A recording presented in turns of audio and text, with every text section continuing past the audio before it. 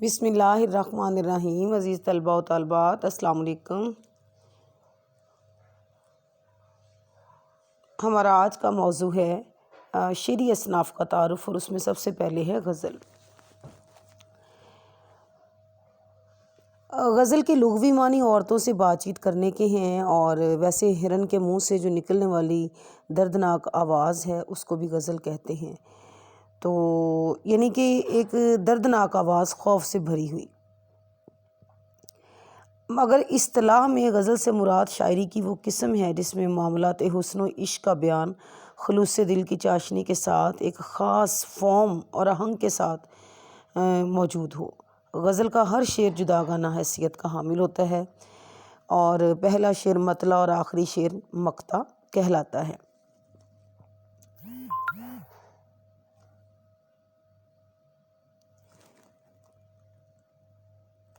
مطلع کا شعر جو ہوتا ہے وہ غزل کا پہلا شعر ہوتا ہے، اور مطلع کا جو شعر ہوتا ہے وہ ملتا، اس کے دونوں جو مصرے ہوتے ہیں وہ ملتے جلتے ہوتے ہیں۔ کون دنیا میں با وفا نکلا، یہ تمہاری زبان سے کیا نکلا۔ ویسے مطلع کے لفظی معنی جو ہیں وہ طلوع ہونے کا مقام اور چاند یا سورج کے نکلنے کی جگہ کے ہیں۔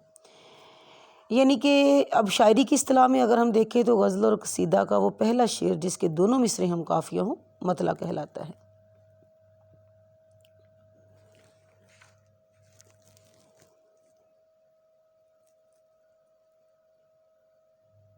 اچھا، پھر وہ شعر بھی آتا ہے کہ جس میں دونوں مصرے ہم قافیہ ہوں، بیت کہلاتا ہے۔ مثلاً دل میں ایک لہر سی اٹھی ہے ابھی، کوئی تازہ ہوا چلی ہے ابھی۔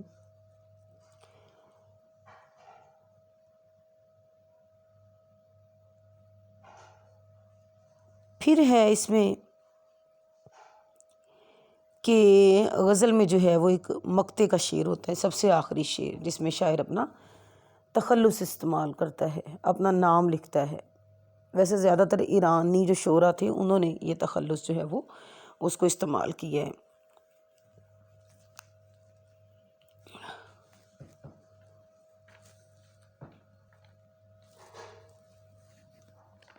یہ میں نے آپ کو غزل کا تعارف بتایا کہ غزل کہتے کس کو ہیں۔ اب غزل کی جو ابتدا ہے وہ ہوتی ہے اردو شاعری کی طرح سے، جو ہے وہ غزل کی ابتدا بھی جو ہے وہ دکن سے ہوتی دکھائی دیتی ہے۔ اب مختلف نقاد ہیں، کچھ کہتے ہیں کہ جو غزل ہے وہ جو ہے اس کا ابتدائی نمونہ حضرت بابا فرید گنج شکر کے کلام میں ملتا ہے۔ کچھ کہتے ہیں کہ جی مولانا آزاد اور رام بابو کہتے ہیں کہ امیر خسرو، اور وہ کون کون ہیں؟ مولانا آزاد اور رام بابو سکسینہ کہتے ہیں کہ امیر خسرو اردو کا پہلا شاعر ہے۔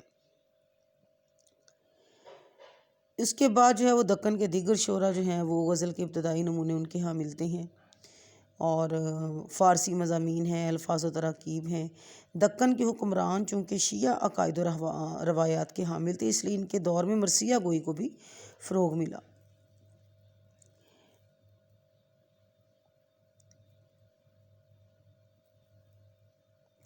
اردو میں پہلی بار جو غزل صحیح خد و خال اور فنی خصائص کے ہاں ساتھ نظر آتی ہے وہ ولی دکنی کے ہاں نظر آتی ہے۔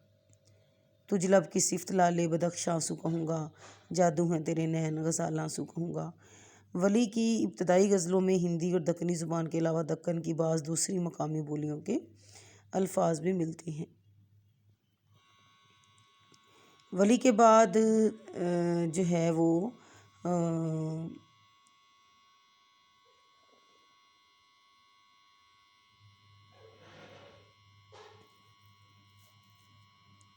بہت سے دوسرے شاعر آپ کو نظر آئیں گے۔ سراج اورنگ آبادی کا نام ہے، جنہوں نے اخلاق، تصوف اور حسن و عشق کے مضامین و کیفیات کو انتہائی خوبی کے ساتھ باندھا۔ شمالی ہندوستان میں جب دلی کا ولی کا دیوان پہنچا تو اردو غزل ایک عالمگیر انقلاب کا باعث بنی۔ یہ وہ لوگ تھے جو کہ فارسی گوئی میں شعر کہہ رہے تھے۔ جب انہوں نے جو ہے وہ ولی دکنی کا کلام سنا کہ اس میں جو ہے وہ زیادہ تر اردو الفاظ کا استعمال تھا، تو ان کی طرف دیکھ کے جو ہے نا باقی لوگوں نے بھی اردو غزل کی طرف سنجیدگی سے توجہ کی۔ ان شعراء میں شاہ مبارک آبرو، آرزو، احسن، مضمون اور یک رنگ اور ان کے فوراً بعد شاہ حاتم، فغاں، طابہ اور مظہر جانے جانا کے نام نمایاں نظر آتے ہیں۔ اس دور کے شاعر عام طور پر ایہام گوئی کی طرف زیادہ متوجہ نظر آتے ہیں۔ ایہام گوئی بھی ایک تحریک تھی جس کے تحت شاعر اپنے کلام میں ذو معنی الفاظ اس طرح سے استعمال کرتے تھے کہ فوری طور پر ان کا مدعا نہ جان سکے، جیسے خوبوں کو جانتا تھا گرمی کریں گے مجھ سوں، دل سرد ہو گیا ہے جب سے پڑا ہے پالا۔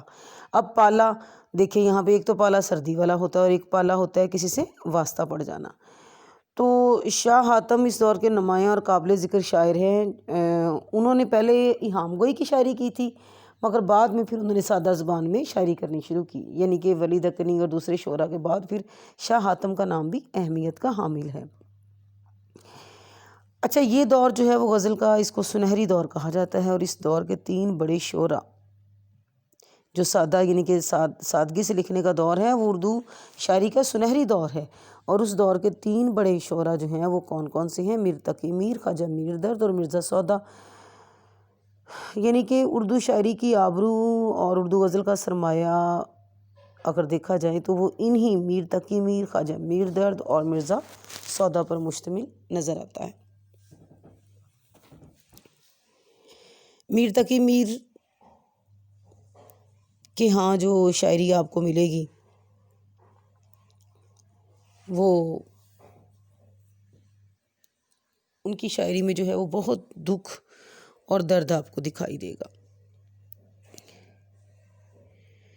دنیا کی بے ثباتی کا احساس بھی ہے اور عشق مجازی اور عشق حقیقی بھی میر تقی میر کے ہاں آپ کو نظر آئے گا۔ میر تقی میر وہ شاعر ہیں کہ جنہوں نے پہلی دفعہ عشقیہ شاعری کو اس طریقے سے بیان کیا کہ ان جیسا جو رنگ ڈھنگ تھا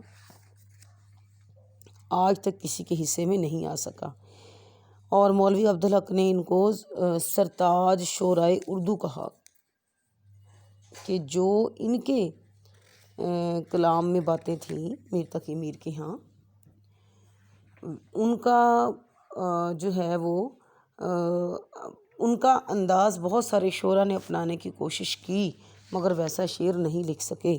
مثلاً دیکھیں بہت سارے لوگوں نے ان کو خراج تحسین بھی پیش کیا ہے۔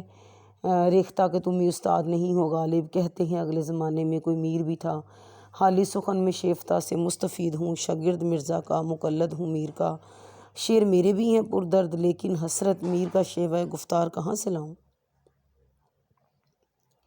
یعنی کہ وہ صرف شاعر ہی نہیں، خدائے سخن ہے، اور غزل میں سچے خیالات کو جذبات کی سچائیوں کے ساتھ اس طرح بیان کیا ہے کہ ان کی ہر بات جو ہے وہ عام لوگوں کے دل میں اتر جاتی ہے اور ان کا شعر جو ہے وہ دل کو متاثر کرتا ہے۔ باتیں ہماری یاد رہیں پھر باتیں نہ ایسی سنیے گا، کہتے کسی کو سنیے گا تو دیر تلک سر دنیے گا، جانے کا نہیں شور سخن کا میرے ہرگز تا حشر جہاں میں میرا دیوان رہے گا۔ یہ میر تقی میر تھے۔ اور خواجہ میر درد کی جو شاعری ہے وہ شاعری یعنی کہ عشق حقیقی کی شاعری ہے۔ جگ میں آ کے ادھر ادھر دیکھا، تو ہی آیا نظر جدھر دیکھا۔ پھر جو ہے وہ سودا کی جو غزلیں ہیں ان میں داخلیت اور خارجیت کا حسین امتزاج نظر آتا ہے۔ یہ شعر دیکھیں کہ دل کے ٹکڑوں کو بغل بیچ لیے پھرتا ہوں، کچھ علاج اس کا بھی اے شیشہ گراں ہے کہ نہیں، سودا جو تیرا حال ہے اتنا تو نہیں وہ، کیا جانی ہے تو نے اسے کس آن میں، وہ کیا کیفیت چشم اس کی مجھے یاد ہے سودا، ساغر کو میرے ہاتھ سے لیجو کہ چلا میں۔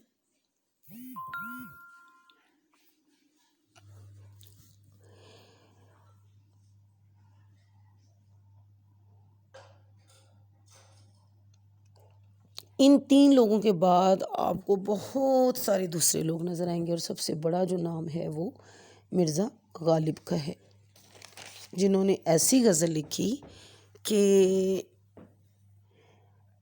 جو ہے اردو غزل جس کو وہ کوئی اتنا اہم نہیں سمجھتے تھے، وہ اپنی فارسی شاعری کو جو ہے وہ زیادہ اہمیت دیتے تھے۔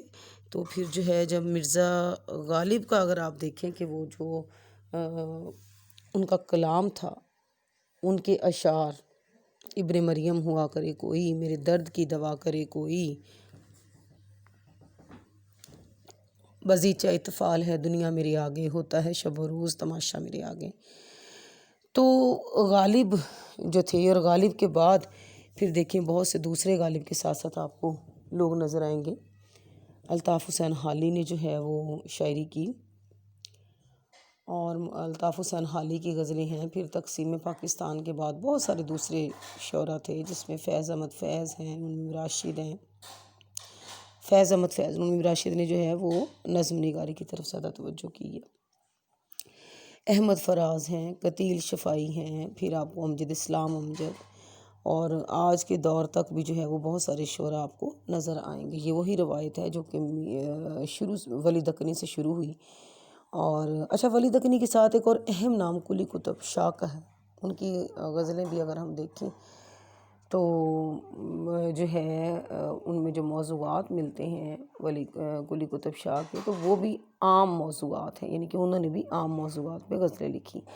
یہ میں قلی قطب شاہ کا جو ہے وہ ذکر کرنا یہاں پہ بھول گئی تھی کہ ولی دکنی کے ساتھ ساتھ اردو کے آغاز میں قلی قطب شاہ کا نام بھی اہم ہے۔